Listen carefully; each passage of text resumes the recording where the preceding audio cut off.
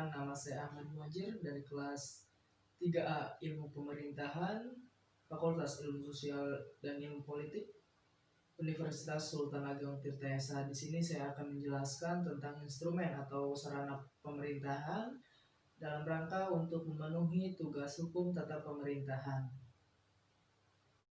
Instrumen pemerintahan adalah alat atau sarana yang dipergunakan oleh pemerintah atau administrasi negara dalam melaksanakan tugasnya.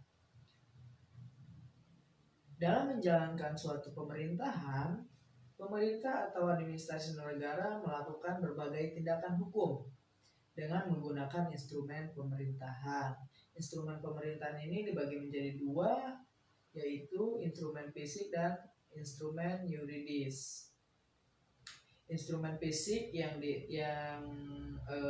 terhimpun dalam public domain itu terdiri atas alat tulis, menulis, terus sarana transportasi, komunikasi, dan yang lainnya. Instrumen yuridis juga berfungsi untuk mengatur dan menjalankan urusan pemerintahan dan kemasyarakatan yang terdiri atas peraturan perundang-undangan, keputusan, peraturan kebijaksanaan, perizinan, instrumen hukum keperadatan dan lain-lain. Nah, untuk menemukan norma dalam hukum administrasi negara harus dicari dalam semua peraturan perundang-undangan terkait dari tingkat yang paling tinggi dan bersifat umum sampai yang paling rendah yang bersifat individual. Nah, selanjutnya peraturan perundang-undangan. Peraturan itu merupakan hukum yang general yang sifatnya mengikat umum, berlaku umum, dan tugasnya adalah mengatur hal-hal yang bersifat umum. Secara teoritis, istilah perundang-undangan itu mempunyai dua pengertian.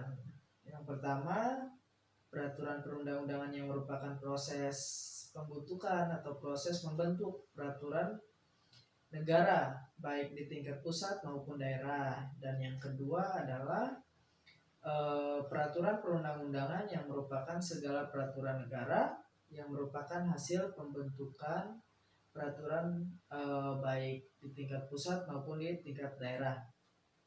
Nah, istilah perundang-undangan secara harfiah dapat diartikan dengan peraturan yang berkaitan dengan undang-undang, baik peraturan itu berupa undang-undang sendiri maupun peraturan lebih rendah yang merupakan atribusi ataupun delegasi undang-undang.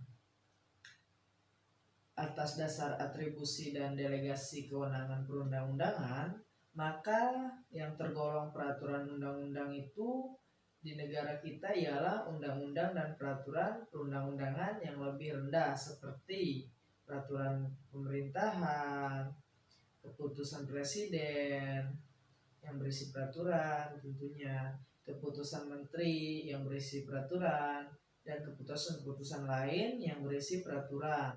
Mungkin itu saja yang bisa saya sampaikan, kurang dan lebihnya mohon maaf. Wassalamualaikum warahmatullahi wabarakatuh.